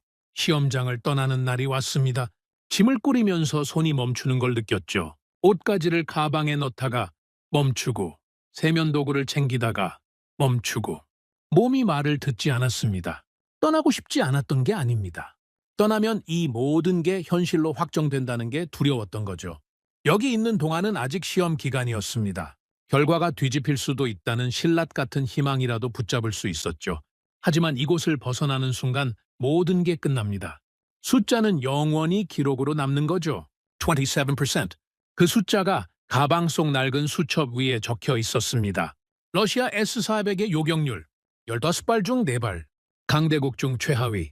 그리고 그 옆에 적어둔 또 하나의 숫자 100%. 한국 천궁의 요격률. 가방을 닫았습니다. 더 이상 미룰 수는 없었죠. 로비로 내려가니 드미트리가 먼저 와 있었습니다. 우리 둘 말고는 러시아 팀원들이 이미 전날 떠난 상태였죠. 본국의 지시였습니다. 되도록 빨리 빠지라는 명령이었죠. 결과가 부끄러웠던 겁니다. 알렉세이, 차 왔어. 드미트리가 말했죠. 저는 고개를 끄덕이고 로비를 나서려 했습니다. 그때 뒤에서 목소리가 들렸죠. 볼코프 선생님, 돌아봤습니다. 박 팀장이었죠. 작은 종이백을 들고 서 있었습니다. 언제 온 건지 모르겠지만 로비 한쪽에 서서 저를 기다리고 있었던 것 같았습니다. 떠나신다고 들었습니다. 인사드리러 왔습니다. 저는 잠시 말을 잃었죠. 24발을 전부 막아낸 사람이 패배한 사람에게 인사를 하러 왔다니. 보통이라면 이해가 안 되는 행동이었습니다. 이건 작은 선물입니다. 한국에서 가져온 차입니다. 박 팀장이 종이백을 내밀었죠. 저는 멍하니 그걸 받았습니다. 손끝이 떨렸죠. 감사합니다. 겨우 그 한마디를 꺼냈습니다. 그리고 저도 모르게 물었죠. 박 팀장, 한 가지만 묻겠습니다. 네, 말씀하십시오. 20년 전 모스크바에서 당신이 제게 질문을 했었죠. 다중표적 처리 방식을 발전시킬 여지가 있느냐고. 기억합니까? 박 팀장이 잠시 미소를 지었습니다. 처음 보는 표정이었죠. 그 무표정한 사람이 웃고 있었습니다. 기억합니다. 선생님께서 이론적으로는 가능하지만 실질적으로는 한계가 있다고 하셨죠. 그래요. 그렇게 말했습니다. 저는 숨을 들이쉬고 물었죠. 그때 그 대답을 듣고 어떻게 생각했습니까? 박 팀장이 잠시 생각하더니 대답했습니다. 솔직히 말씀드리면 한계가 있다는 말이 오히려 힘이 됐습니다. 저는 이해가 되지 않았죠. 한계가 있다는 게 왜 힘이 됩니까? 한계가 어딘지 알면 거기서부터 시작하면 되니까요. 선생님께서 그 한계를 정확히 알려주셨습니다. 덕분에 저희는 삽질을 줄일 수 있었죠. 가슴이 먹먹해졌습니다. 저는 한계를 말해줬을 뿐인데 그들은 그 한계를 출발점으로 삼은 겁니다. 우리는 한계 앞에서 멈췄고 그들은 한계 너머로 걸어간 거죠. 그리고 한 가지 더 말씀드려도 되겠습니까? 박 팀장이 조심스럽게 말했죠. 저희 팀원들 중에 선생님의 논문을 읽지 않은 사람이 없습니다. 선생님이 1990년대에 쓰신 다층 방공 이론은 저희 체계의 철학적 기반이 됐습니다. 천공이 오늘 이 자리에 있는 건 선생님 덕분이기도 합니다. 저는 아무 말도 할 수 없었습니다. 입술을 깨물었죠. 눈가가 뜨거워지는 걸 느꼈습니다. 이 사람은 지금 저를 위로하고 있는 게 아니었습니다. 진심이었죠. 우리가 비웃고 무시했던 그 사람들이 우리의 이론을 가장 진지하게 읽고 가장 성실하게 발전시킨 겁니다. 정작 우리 자신은 그 이론을 책장에 꽂아두고 잊어버렸는데 말이죠. 고맙습니다, 박 팀장. 저는 그 한마디가 전부였습니다. 악수를 했죠. 박 팀장의 손은 거칠었습니다. 모래 폭풍 속에서 맨손으로 장비를 만지던 그 손이었죠. 상처 자국이 남아 있었습니다. 차에 탔습니다. 드미트리가 운전대를 잡았죠. 차가 시험장을 빠져나갔습니다. 백미러로 시험장이 작아지는 게 보였죠. 한국 팀의 장비가 아직 서 있었습니다. 마지막까지 정리를 하고 있는 것 같았습니다. 저는 무릎 위에 놓인 종이백을 내려다봤습니다. 한국차, 포장이 소박했죠. 화려하지 않았습니다. 한국팀처럼 말이죠. 공항까지 2시간이었습니다. 차 안은 조용했죠. 드미트리도 말이 없었습니다. 사막 도로를 달리는 동안 창밖으로 끝없는 모래벌판이 지나갔습니다. 한참을 달리다가 드미트리가 입을 열었죠. 알렉세이, 모스크바 돌아가면 어떻게 할 거야? 보고서를 써야지. 뭐라고 쓸 건데? 저는 잠시 침묵했습니다. 사실을 쓸 거야. 드미트리가 한숨을 쉬었죠. 모스크바가 좋아하지 않을 거야. 우리 체계가 최하위였다는 보고서를 올리면 난리가 날 거라고. 알고 있었습니다. 러시아 군부는 자존심이 강한 조직이었죠. S-400이 세계 최강이라는 신화가 무너지면 수십억 달러짜리 수출 계약에도 영향이 갑니다. 저에게 압력이 들어올 게 뻔했죠. 그래도 사실을 써야 해, 드미트리. 왜? 숫자를 부정하면 우리는 영원히 27%에 머무르니까. 드미트리가 고개를 돌려 저를 봤습니다. 그리고 다시 전방을 바라보며 말했죠. 알렉세이, 넌 변했어. 변한 게 아니었습니다. 깨달은 거였죠. 공항에 도착했습니다. 비행기를 기다리면서 출발 로비에 앉아 있었죠. 주변에 각국 방산 관계자들이 보였습니다. 미국 팀 몇 명이 멀리 앉아 있었죠. 눈이 마주쳤지만 아무도 인사하지 않았습니다. 며칠 전만 해도 와인잔을 부딪히며 한국을 비웃던 사이였는데 말이죠. 패배는 사람을 이렇게 만듭니다. 어색하게 만들고 비겁하게 만들죠. 결과를 공유한 동지가 아니라 패배를 나눈 공범처럼 느끼게 만드는 겁니다. 비행기에 올랐습니다. 좌석에 앉자마자 피로가 밀려왔죠. 며칠 동안 제대로 자지 못했습니다. 눈을 감았죠. 하지만 잠이 오지 않았습니다. 눈을 감으면 스크린이 보였습니다. 붉은 점 24개가 수도를 향해 내려오던 장면, 벙커 안의 공포, 착탄까지 4분이라는 카운트다운, 그리고 파란 궤적이 솟아올라 붉은 점들을 하나씩 지워나가던 장면, 그건 방어가 아니라 지배였습니다. 우리는 미사일에 쫓기고 있었고 청웅은 미사일을 지배하고 있었죠. 같은 하늘 아래서 같은 전투를 치렀는데 차원이 달랐습니다. 비행기가 이륙했습니다. 창밖으로 사막이 작아져 갔죠. 그 사막 어딘가에 한국팀이 아직 남아있을 겁니다. 장비를 정리하고 데이터를 분석하고 다음을 준비하고 있겠죠. 저는 그 순간 확실히 깨달았습니다. 이건 한 번의 시험 결과가 아니었습니다. 시대의 교체였죠. 냉전 시절부터 미국과 러시아가 양분하던 방공 기술의 판도가 바뀐 겁니다. 그리고 그 판도를 바꾼 건 우리가 한때 학생이라고 불렀던 나라였죠. 모스크바에 도착한 건 다음 날 새벽이었습니다. 공항을 빠져나오자 차가운 러시아 공기가 폐를 채웠죠. 사막의 열기가 거짓말처럼 느껴졌습니다. 집에 도착해서 가방을 내려놓고 서재에 앉았습니다. 벽 한쪽에 사진이 걸려 있었죠. 1988년 S-300 설계팀과 함께 찍은 단체 사진이었습니다. 젊었죠. 모두가 자신감에 가득 차 있었습니다. 세계 최고의 방공 체계를 만들었다는 자부심이 사진 속 얼굴마다 묻어나왔습니다. 저는 그 사진을 한참 바라봤습니다. 그리고 시선을 옮겨 책장을 봤죠. 제가 쓴 논문들이 꽂혀 있었습니다. 1990년대에 발표한 다층 방공 이론, 박 팀장이 말했던 바로 그 논문이었죠. 책장에서 논문을 꺼냈습니다. 먼지가 쌓여 있었죠. 오랫동안 꺼내보지 않았다는 증거였습니다. 저조차 잊고 있었던 이론을 한국은 기억하고 있었습니다. 읽고 분석하고 발전시켰죠. 우리는 이론을 쓰고 잊어버렸습니다. 그들은 그 이론을 읽고 현실로 만들었죠. 이게 바로 차이였습니다. 과거에 머무는 자와 미래로 나아가는 자의 차이. 저는 논문을 다시 책장에 꽂으며 중얼거렸습니다. 우리는 기술을 넘겼다고 생각했다. 하지만 우리가 넘긴 건 시작점이었을 뿐이다. 그들은 그 시작점에서 출발해서 우리가 상상하지 못한 곳까지 갔다. 서재 창밖으로 모스크바의 회색 하늘이 보였습니다. 구름이 낮게 깔려 있었죠. 사막의 맑은 하늘과는 달랐습니다. 하지만 하늘은 하늘이었죠. 어디서든 누군가는 그 하늘을 지키기 위해 노력하고 있었습니다. 다만 그 누군가가 더 이상 우리가 아니라는 게 달라진 거였죠. 저는 컴퓨터를 켜고 보고서를 쓰기 시작했습니다. 제목을 적었죠. 중동 방공 체계 평가 보고서, 현장 참관 소견.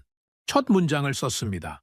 본 평가위원은 32년간의 경력에 기반하여 다음과 같이 보고합니다. 한국 천궁 체계는 현존하는 모든 방공 체계를 기술적으로 능가합니다. 손이 떨렸습니다. 이 한 문장이 모스크바에 도착하면 어떤 일이 벌어질지 알고 있었죠. 하지만 멈추지 않았습니다.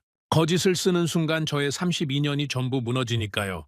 보고서를 쓰면서 어젯밤 박 팀장의 말이 계속 떠올랐습니다. 한계가 어디인지 알면 거기서부터 시작하면 됩니다. 그 한마디가 모든 걸 설명해주고 있었습니다.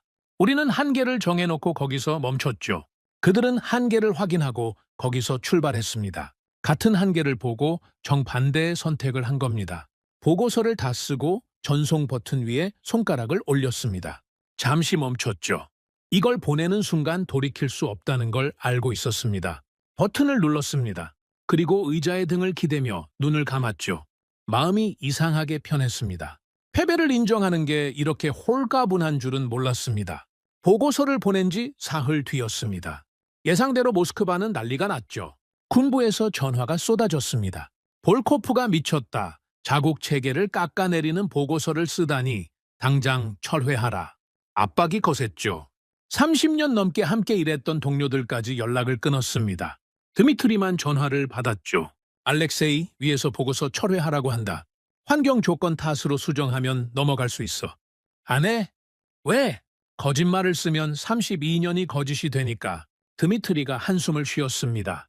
넌 정말 고집불통이야. 고집이 아니었습니다. 32년간 저를 지탱해온 건 단 하나였죠. 숫자는 거짓말하지 않는다. 그게 저의 원칙이었습니다. 그 원칙을 제 손으로 부수면 저는 더 이상 알렉세이 볼코프가 아닌 겁니다. 일주일이 지났습니다. 보고서는 철회되지 않았죠. 대신 저의 자문 계약이 종료됐습니다. 15년간 맡아왔던 중동방공평가위원 자리에서 해임된 겁니다. 공식 사유는 계약 만료였지만 진짜 이유는 누구나 알고 있었죠. 진실을 말한 대가였습니다. 집에 혼자 앉아있는 시간이 많아졌습니다. 서재에서 낡은 사진을 보고 오래된 논문을 꺼내 읽고 과거 속에서 살고 있었죠. 한때 세계가 저의 판단을 기다렸는데 이제는 아무도 전화하지 않았습니다. 그러던 어느 날 예상치 못한 연락이 왔습니다. 국제 방산 전문 채널에서 인터뷰 요청이 들어온 거죠. 중동 시험 결과가 업계에 퍼지면서 현장에 있었던 전문가의 증언을 원한다는 것이었습니다. 처음에는 거절하려 했습니다. 더 이상 공개적으로 말해봤자 소용없다고 생각했죠. 하지만 프로듀서가 한마디를 덧붙였습니다. 볼코프 씨, 당신 말고는 이 이야기를 해줄 사람이 없습니다. 현장에서 직접 본 사람의 증언이 필요합니다. 그 말에 마음이 움직였습니다. 누군가는 말해야 하니까요. 진실은 기록되어야 하니까요. 인터뷰 날이 왔습니다. 스튜디오는 모스크바 시내에 있었죠. 건물에 들어서자 조명이 눈을 찔렀습니다. 카메라 세대가 저를 향하고 있었죠. 기자석에 12명이 앉아 있었습니다. 생방송이었습니다. 의자에 앉았죠. 마이크가 옷깃에 달렸습니다. 조명이 뜨거웠죠. 손바닥에 땀이 찼습니다. 사막의 열기와는 다른 종류의 뜨거움이었습니다. 프로듀서가 신호를 보냈죠. 카메라 위에 붉은 불이 켜졌습니다. 생방송이 시작된 겁니다.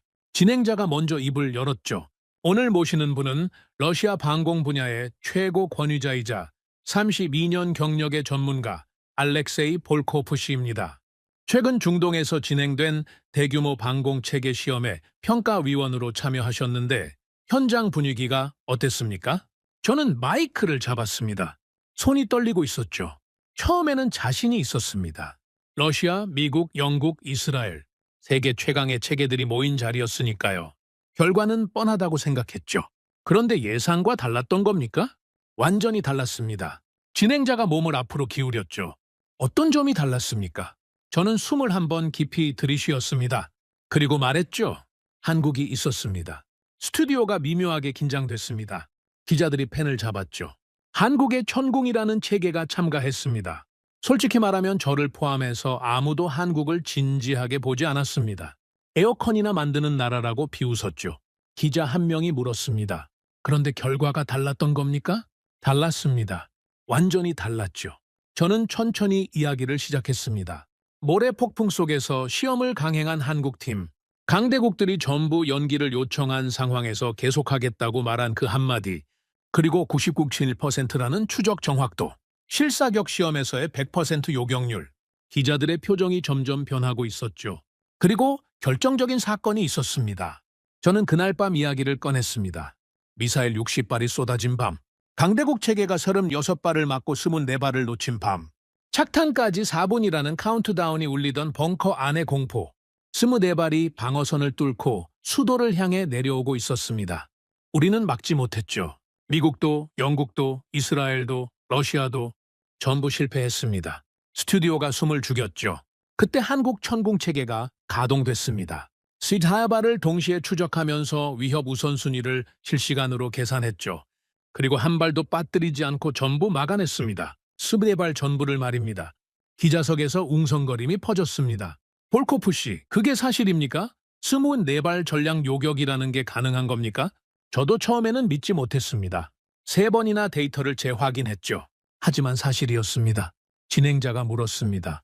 볼코프 씨, 한국 방산에 대해 한 말씀 해주시겠습니까?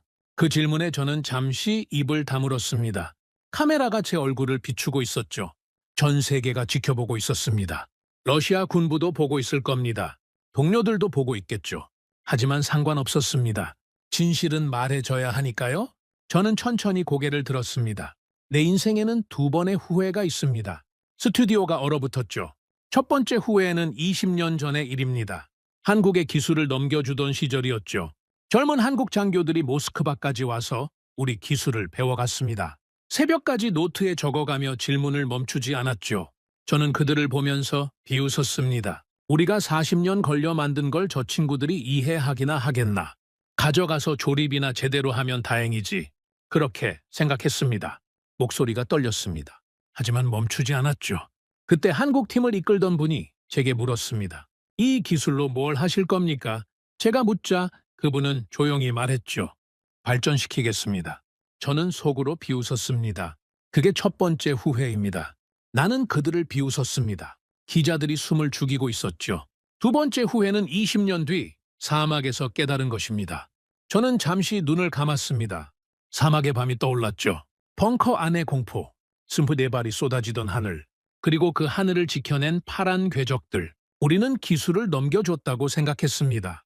완성품을 줬으니 그들은 그걸 쓰기만 하면 된다고 믿었죠. 하지만 그들은 쓰지 않았습니다. 발전시켰습니다. 우리가 한계라고 말한 지점에서 출발해서 우리가 상상하지 못한 곳까지 갔습니다.